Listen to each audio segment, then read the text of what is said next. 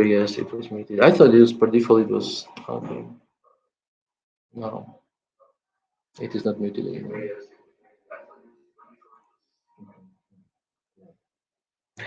So when we have a look once again at this IT implementation, so the expo server is on the server in DMZ, and the site server is here. So basically, here is where the data is collected from the core station. Here is where the Rhinex files are created for the expos repository, and then these are transferred to this area where the expos is. So this is always the first step to do to basically fill the expos repository uh, of the expos server. So once we have it, then once again we go back to the web application and to the sites. So the reference sites are basically those that have been activated for expos on the site server. As I said, this is automatically synchronized. And here you can decide to publish or unpublish some stations for processing services. So obviously the idea is to publish everything that is available, but in your case, if for example, the stations, the sites from Serverless General Office do not provide any data, then it makes no sense to basically publish them. So normally all this information which you see here, which means this is the marker number, site code, once again, this comes from the site server definition, the coordinates, the antenna, all this comes from basically the site server database, automatically filled up here. And here at the end, we have this last update information. So when basically the data repository was last updated, and there is two columns, which show you the link between the expos and the site server, and also the antenna, whether it is supported or not. So if it is green, obviously everything works well. If it is red, there is a problem. So normally the link should work for all stations. We have the second page here. But as you can see, we have a lot of red antennas, and the antennas are basically defined here in this section, GNSS antennas. So here, as you can see, we are using more or less the same file that we saw yesterday for on the site server. These are the antenna calibrations. So the same way as we need to know the calibration files for real-time services, we also need to define them in the post-processing services. And you have two options. First of all, you can drag and drop files directly there. So you can download this antenna file from somewhere from the internet, or if you have it from the manufacturer, you can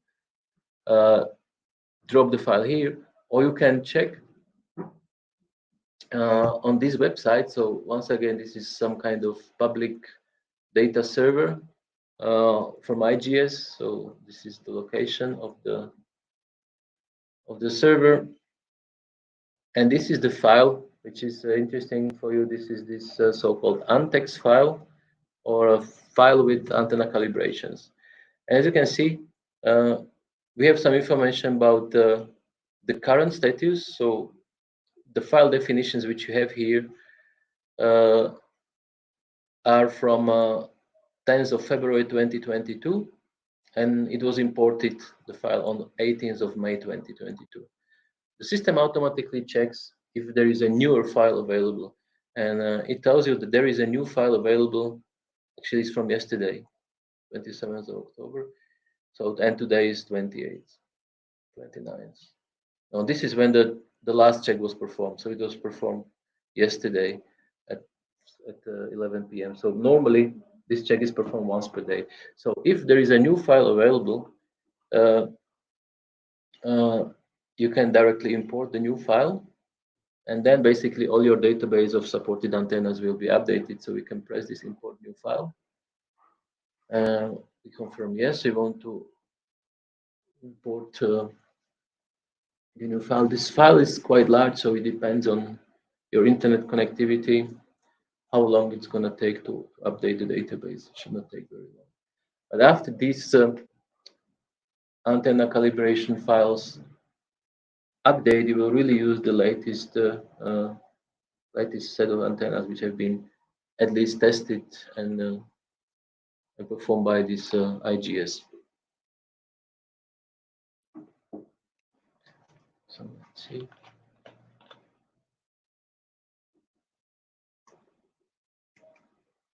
So then you run the calibration process. They do the calibrations, yes. There are several organizations that do the calibrations of antennas, but they are the, I would say, the most known one, and they have calibrated, I think. Yeah, okay, we have our own calibrations, but we calibrate only our own antennas. They calibrate all antennas, not all, but the major antennas on the market. Obviously, it's very difficult to calibrate every antenna, especially of some kind of, because, for example, in China, we have so many manufacturers, it's difficult to calibrate all of these antennas. But they do at least some kind of major manufacturers' antenna calibration. So normally there is a good chance that the antenna will be on the list of supported and calibrated antennas. So you can see here, at least, and you can see 7 antennas have been newly added.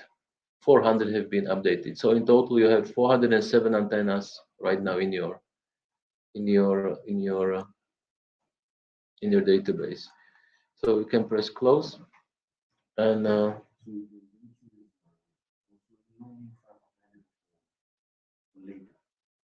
no,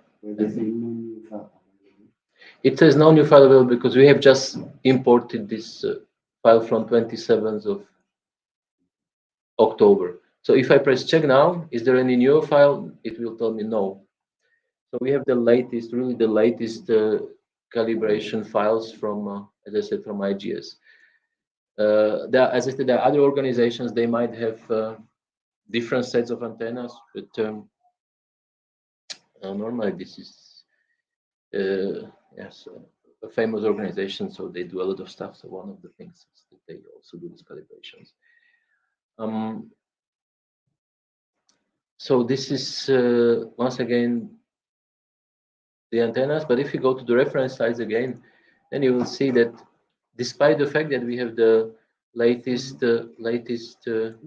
yes, yes.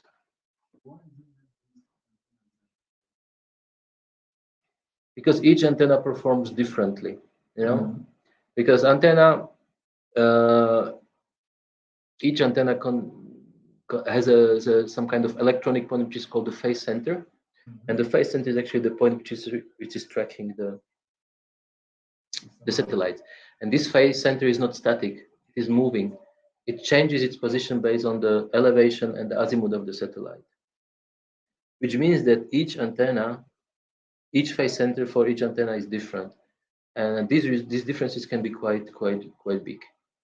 So this is why if you do not use the proper calibration of the antenna, then you might introduce some systematic error into real-time and post-processing services. So this is why normally you should really use antenna calibrations. And so this is why we had to import very similar file into Spider for network RTK or for real-time services. So if you go to Spider, and here we have antenna management. So we can also import this antenna file here, and then we have this antenna calibrations. So if I show you one of our antennas, so for example, AR20. So these corrections are in this IGS 14.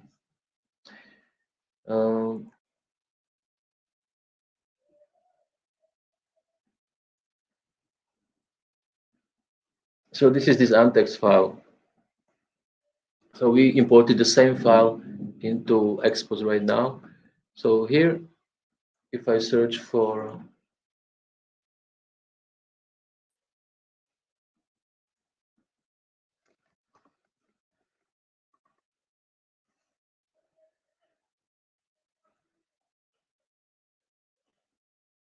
Solar 20 none. So for example, this calibration was done not by IGS but by Geo++. So this is another company who makes this type of calibrations, and you can see that this is some kind of matrix which starts from 0 to 360 degrees azimuth and from 0 to 90 degrees uh, vertical distance or vertical angle, and these are the correction files in millimeters for the phase center offset and phase center variation. So for our antennas, you can see it can go up to 5 millimeters, maybe even bigger, 8 millimeters. I'm not sure. So this is the way how the phase center moves, depending on the azimuth and elevation of the satellite. So, so in the delta, that is an outlier or what? It is not an outlier. This is just the behavior of the antenna. But since basically they're using different antennas in the network, so they're using layer 20, layer 10, they're using your antennas. So this means that these antennas, they need to use the proper calibration file so that this problem of phase center variation is eliminated from the solution. So this is kind of, yeah, if you do not do that, then you will see that basically will introduce quite large errors. I have seen some values more than 1 centimeter here somewhere. So, and not only that, because this phase center, uh, this is the phase center variation, but then we have this phase center offset, and you can see the phase center offset is 12 centimeters, 13 centimeters. So this offset is actually the offset of the mean phase center from the bottom of the antenna, the so-called antenna reference point. So both this mean phase center offset plus phase center variation is included in this calibration for one specific antenna model. So, and for example, if you compare layer 20 and layer 10, so you can see here, just here, we have the difference of about 6 centimeters.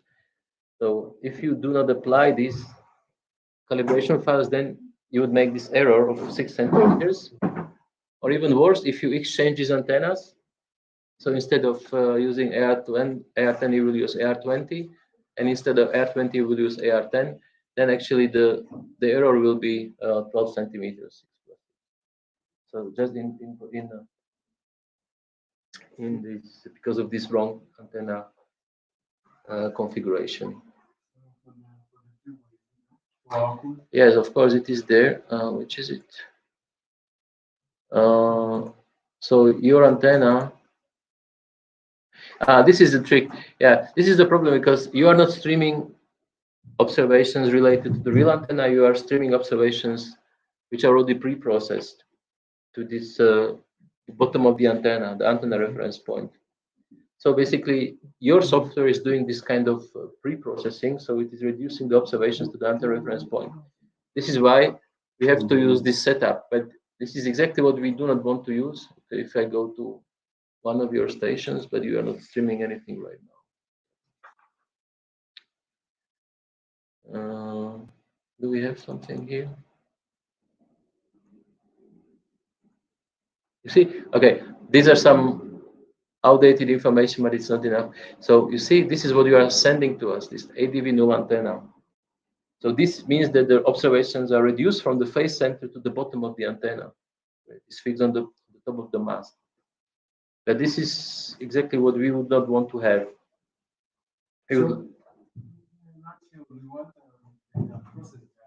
Yes, we want to have unprocessed data. Yes, we know the name of the antenna because when we made the coordinate computation, so actually I went to your office and we went to this server and we collected the data. So cross-check computation data. So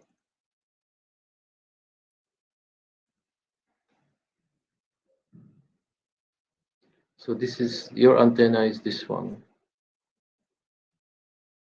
TRM 5797100. So TRM 57975. So once again, if you go to the antennas, you go to TRM 57970 9. So you see, this is your mean phase center offset, 63 millimeters, 6 centimeters. So once again, the layer 20 is 12 centimeters. So you see, this is just 6 centimeter difference, just from this phase center offset. So here, this is this vertical phase center offset from the antenna reference point to the mean phase center for L1 and L2.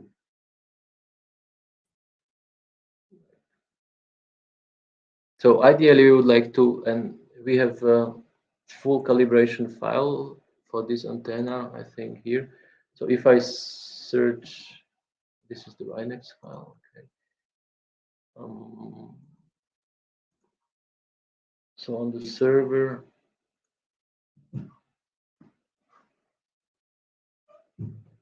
so if you go and search for DRM, sorry, DRM 57970, so this is DRM 57970 none. So these are the calibration files for your phase center antenna. So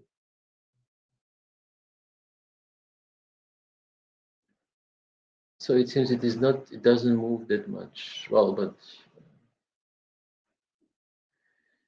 the problem is that, yeah.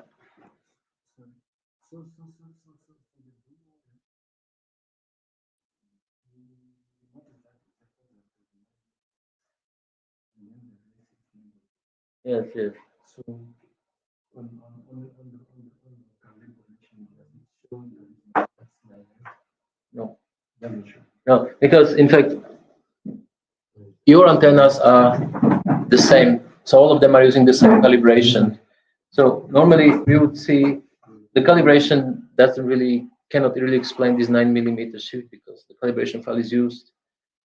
The same calibration file is used for all 5 stations in the computation. So all of them would be affected by this calibration file if there was something wrong. So this 9 millimeters, which is in the other direction than the others, cannot be explained by the antenna. It must be, there must be a different reason for that. So that's my. So after this calibration, what do you do? No, we use it in the processing, both in post processing or in real time services. So you calibrate for This is this calibration is done by this Geo++ company. So these are once again calibration files which are, you can download them from the FTP server in the same way how you downloaded this Ionex file.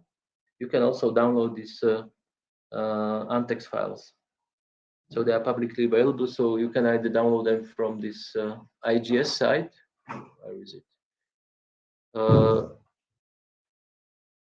So if you go back here, see this Antex. Just a second. Yeah, you see, it is available from this FTP server. This is not really an FTP. This is HTTPS data center. But it can be also downloaded from other sources. You can always download them. So these calibration files, they were not done now. They were built over the years, basically. So every time when we, for example, with Leica Geosystems, when we release a new antenna, and before we release it, we have to calibrate it. So once it is calibrated, only then we can release it. And when our customers, when they purchase this antenna, we also give them the calibration file. So in the form of this Antex file. So this Antex will only contain information about our antenna. And so normally every manufacturer should also publish these so-called calibration values for their antennas. Or as I said, as you can see here, we have some organizations that basically collect this information and publish them in one large file. So this one contains 407 basically calibrations for different antenna, different manufacturers.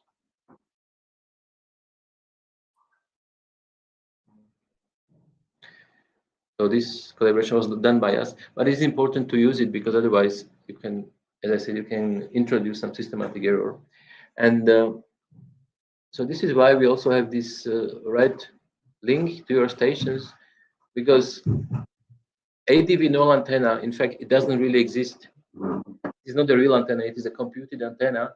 So the observations are linked to a real antenna, but then when you apply this calibration file for that specific antenna, the observations will be reduced to the bottom of the antenna. So not to the face center, but to the bottom.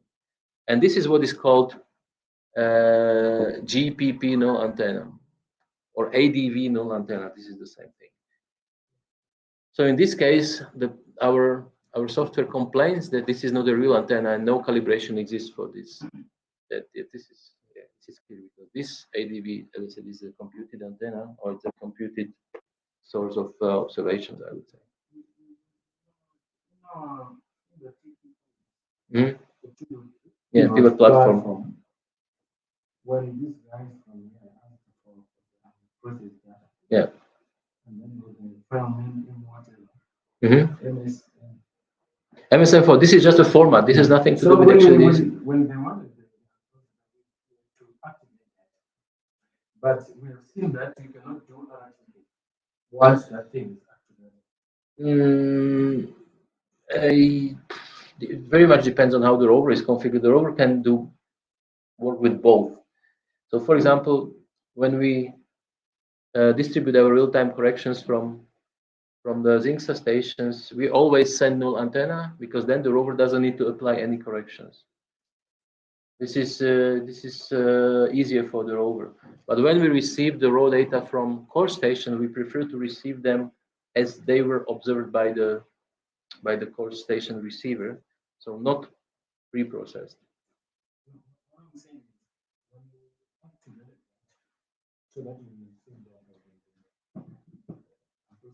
Yeah.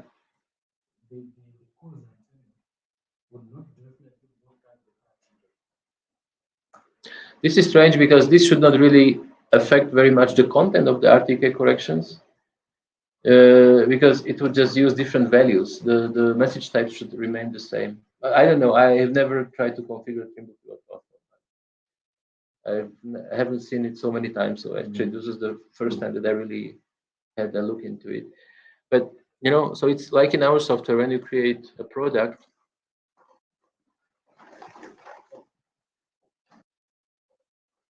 on the SpiderNet component. So here,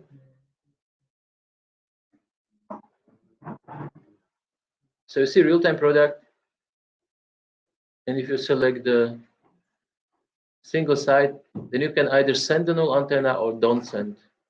So this is just a matter of the configuration here, and the software then will either send data related to a real antenna, or it will reduce them as you do to the bottom of the antenna, to the top of the pillar or the antenna. So this is just a matter of the setting, but the rover would be able to work with both, with this product, but also with this product.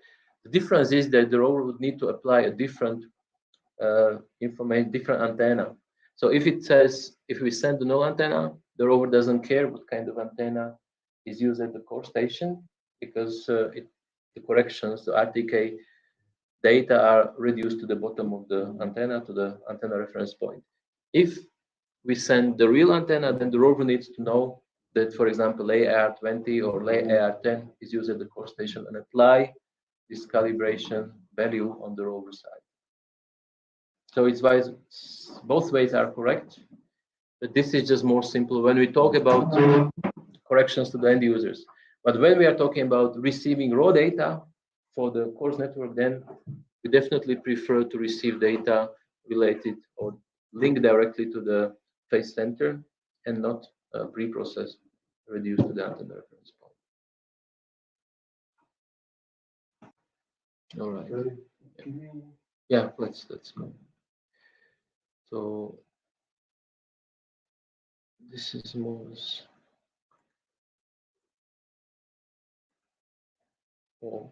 So this is why also here you would like to get the RINEX files which are related to the real antenna and not to the ADV null antenna or the GPP antenna.